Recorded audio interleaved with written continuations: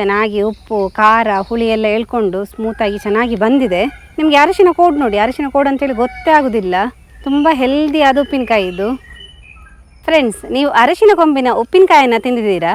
ತುಂಬಾ ಸ್ಪೆಷಲ್ ಆಗಿರ್ತದೆ, ಹೆಚ್ಚಿನವರಿಗೆ ಗೊತ್ತು ಕೂಡ ಇರಲಿಕ್ಕಿಲ್ಲ.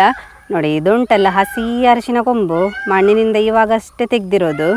ನಿಮಗೆ ಅಂಗಡಿಯಲ್ಲೆಲ್ಲ ಸಿಗ್ತದೆ. ಇದು ಹಾಗೆ ಒಣಗಿಸ್ತಾರೆ. ಇದರಿಂದಲೇ ಅರಿಶಿನ ಎಲ್ಲ ರೆಡಿ ಮಾಡುವಂಥದ್ದು. ನಾವು ಇದರಿಂದಲೇ ಉಪ್ಪಿನಕಾಯಿ ಮಾಡುವ ಅಂತ ಹೇಳಿ. ಹಾಗಾದರೆ ಈ ಉಪ್ಪಿನಕಾಯನ್ನು ಯಾವ ರೀತಿ ಮಾಡೋದಂತ ಹೇಳಿ ಇವತ್ತಿನ ವಿಡಿಯೋದಲ್ಲಿ ನೋಡುವ ಅಲ್ಲ. ಯಾರಾದರೂ ನಮ್ಮ ಕರಾವಳಿ ಮಿರರ್ ಚಾನಲ್ನ ಹೊಸಬರು ನೋಡ್ತಾ ಇದ್ದರೆ ಸಬ್ಸ್ಕ್ರೈಬ್ ಮಾಡಿ. ಹಾಗೆಯೇ ಫೇಸ್ಬುಕ್ ಮತ್ತು ಇನ್ಸ್ಟಾಗ್ರಾಮಲ್ಲಿ ಪೇಜ್ ಇದೆ, ಅದನ್ನು ಕೂಡ ಫಾಲೋ ಮಾಡಿ. ವಿಡಿಯೋ ಸ್ಟಾರ್ಟ್ ಮಾಡುವ. ನಾನು Asha Udupa Kateel. Welcome back to Karavali mirror.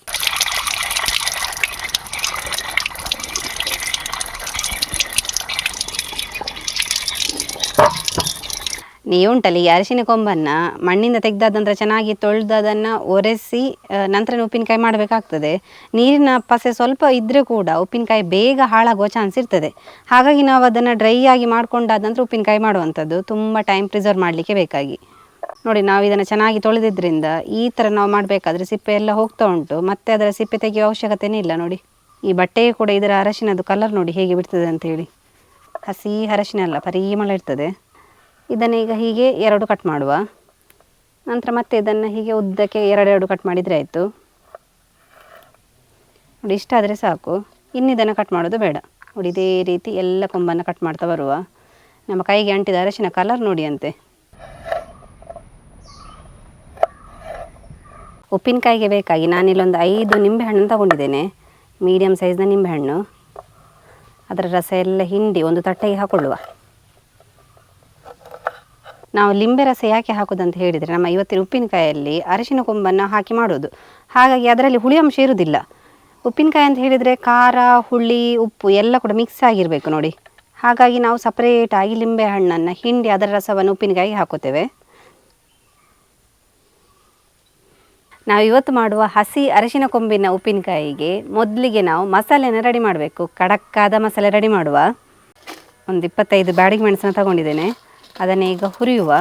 ಅದರ ಒಟ್ಟಿಗೆ ಖಾರಕ್ಕೆ ಬೇಕಾಗಿ ನಾನಿಲ್ಲಿ ಒಂದು 10 ರಿಂದ 15 ಗುಂಡು ಮೆಣಸನ್ನು ಕೂಡ ಹಾಕ್ಕೊಳ್ತೇನೆ. ನೋಡಿ, ಇನ್ನು ಅದಕ್ಕೆ 1/4 ಸ್ಪೂನ್ ಆಗುವಷ್ಟು ಇಂಗನ್ನು ಹಾಕುವ. ಎಣ್ಣೆ ಎಲ್ಲ ಏನು ಹಾಕಲಿಕ್ಕಿಲ್ಲ, ಡ್ರೈ ಆಗಿ ಹುರಿಬೇಕು. ನಮ್ಮ ಮೆಣಸೆಲ್ಲ ಗರಗರ ಆಗೋ ತನಕ ಅದನ್ನು ಚೆನ್ನಾಗಿ ಹುರಿಯುವ. ಈ ಥರ ಒಂದು ಮಸಾಲೆಯನ್ನು ನೀವು ರೆಡಿ ಮಾಡಿ ಇಟ್ಕೊಂಡ್ರೆ ನಿಮಗೆ ಯಾವಾಗ ಬೇಕು ಆವಾಗ ಇನ್ಸ್ಟೆಂಟಾಗಿ ಉಪ್ಪಿನಕಾಯಿನ ರೆಡಿ ಮಾಡ್ಕೊಳ್ಬೋದು. ಅರಿಶಿನ ಕೊಂಬನ್ನು ಬೇಕಾದರೆ ನೀವು ಉಪ್ಪಿಗೆ ಹಾಕಿ ಕೂಡ ಇಡ್ಬೋದು.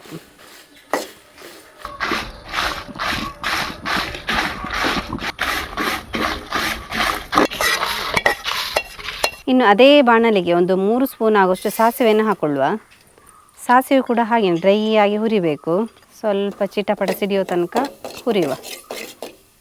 ನಾವಿಲ್ಲಿ ಉಪ್ಪಿನಕಾಯಿಗೆ ಹಾಕಲಿಕ್ಕಿರುವಂಥದ್ದು ಸಾಸಿವೆ, ಜೀರಿಗೆ, ಮೆಂತೆ, ಖಾಲಿ 3 ಸಾಮಗ್ರಿ. ಅದರ ಒಟ್ಟಿಗೆ ಮೆಣಸು. 3 ಸಾಮಗ್ರಿ ಆದರೂ ಕೂಡ ಬೇರೆ ಬೇರೆಯಾಗಿ ಹುರಿಲಿಕ್ಕೆ, ಒಟ್ಟಿಗೆ ಹಾಕಿ ಹುರಿಲಿಕ್ಕಿಲ್ಲ. 3 ಸ್ಪೂನ್ ಸಾಸಿವೆ ಆದರೆ 2 ಸ್ಪೂನ್ ಜೀರಿಗೆ ಹಾಕಲಿಕ್ಕೆ, ಅದಕ್ಕಿಂತ ಸ್ವಲ್ಪ ಕಡಿಮೆ ಪ್ರಮಾಣ. ನೀವು ಜಾಸ್ತಿ ಕ್ವಾಂಟಿಟಿ ಮಾಡ್ಕೊಳ್ಳೋದಾದರೂ ಇದೇ ರೀತಿ ಹಾಕೋಬೇಕು. ಸಾಸಿವೆ ಸ್ವಲ್ಪ ಜಾಸ್ತಿ, ಜೀರಿಗೆ ಸ್ವಲ್ಪ ಕಡಿಮೆ, ಅದಕ್ಕಿಂತ ಸ್ವಲ್ಪ ಕಡಿಮೆ ಮೆಂತೆ ಇರಬೇಕು. ಇದನ್ನು ಕೂಡ ಇದೇ ರೀತಿ ಡ್ರೈ ಆಗಿ ಹುರಿಬೇಕು. ಏನು ಎಣ್ಣೆ ಎಲ್ಲ ಹಾಕಲಿಕ್ಕಿಲ್ಲ. 1 ಸ್ಪೂನ್ ಮೆಂತೆ ನಾವು ತುಂಬ ಹಾಕಲಿಕ್ಕಿಲ್ಲ, 1 ಸ್ಪೂನ್ ಸಾಕಾಗ್ತದೆ. ತುಂಬ ಹಾಕಿದರೆ ನಮ್ಮ ಉಪ್ಪಿನಕಾಯಿ ಕಹಿ ಬರ್ತದೆ. ಆದರೆ ಮೆಂತೆ ಹಾಕಿದರೆ ಟೇಸ್ಟ್ ಚೆನ್ನಾಗಿರ್ತದೆ. ಸ್ವಲ್ಪ ಕೆಂಪಾಗೋ ತನಕ ಹುರಿಬೇಕು. ನೋಡಿ, ಇವಾಗ ಇಷ್ಟು ಸಾಮಗ್ರಿಗಳನ್ನು ಒಟ್ಟಿಗೆ ನಾವು ಮಿಕ್ಸಿಗೆ ಹಾಕಿ ನುಣ್ಣಗೆ ಪೌಡರ್ ಮಾಡಿಕೊಳ್ಳುವ.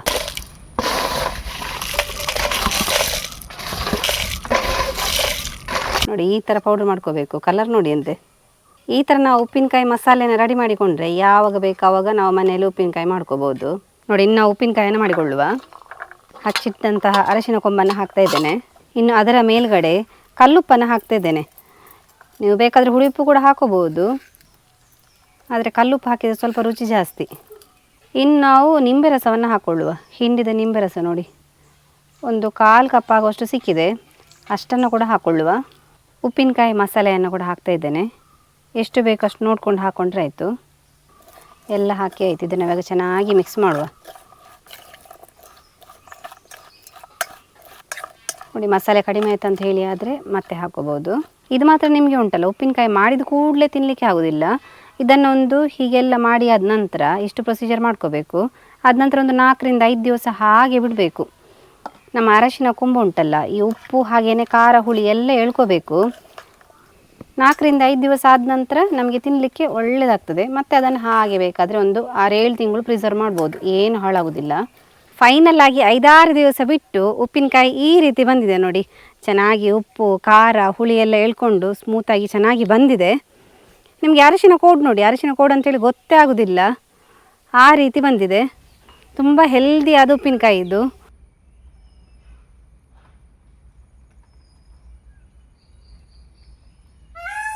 ನೋಡಿದ್ರಲ್ಲ ಫ್ರೆಂಡ್ಸ್, ಅರಶಿನ ಕೊಂಬಿನ ಉಪ್ಪಿನಕಾಯಿ ಯಾವ ರೀತಿ ಬಂದಿದೆ ಅಂತ ಹೇಳಿ. ತುಂಬಾ ಚೆನ್ನಾಗಿ ಬಂದಿದೆ, ಹೆಲ್ದಿ ಉಪ್ಪಿನಕಾಯಿ ಅಂತ ಹೇಳ್ಬೋದು. ಯಾಕಂತ ಹೇಳಿದರೆ ಅಷ್ಟು ದೇಹಕ್ಕೆ ಪೋಷಕಾಂಶ ಸಿಗ್ತದೆ ಈ ಅರಶಿನ ಕೊಂಬಿನಿಂದ. ನೀವು ಕೂಡ ಈ ರೆಸಿಪಿ ಇಷ್ಟ ಆದರೆ ತಪ್ಪದೆ ಮನೆಯಲ್ಲಿ ಟ್ರೈ ಮಾಡಿ. ಹಾಗೆಯೇ ಈ ವಿಡಿಯೋ ಇಷ್ಟ ಆದರೆ ನಿಮ್ಮ ಫ್ರೆಂಡ್ಸಿಗೆ ರಿಲೇಟಿವ್ಸ್ಗೆಲ್ಲ ಹೆಚ್ಚು ಶೇರ್ ಮಾಡಿ. ಯಾರಾದರೂ ನಮ್ಮ ಕರಾವಳಿ ಮಿರರ್ ಚಾನಲ್ನ ಹೊಸಬರು ನೋಡ್ತಾ ಇದ್ದರೆ ಸಬ್ಸ್ಕ್ರೈಬ್ ಮಾಡೋದನ್ನು ಮಾತ್ರ ಮರಿಬೇಡಿ. ಹೀಗೆ ನಮ್ಮ ಚಾನಲ್ನ ಸಬ್ಸ್ಕ್ರೈಬ್ ಮಾಡಿ, ಸಪೋರ್ಟ್ ಮಾಡಿ, ಫಾಲೋ ಮಾಡ್ತಾ ಇರಿ. ನಾವು ಇಂಟ್ರೆಸ್ಟಿಂಗ್ ವಿಡಿಯೋದೊಂದಿಗೆ ಮುಂದೆ ಸಿಗ್ತಾ ಇರ್ತೇವೆ. Thank you.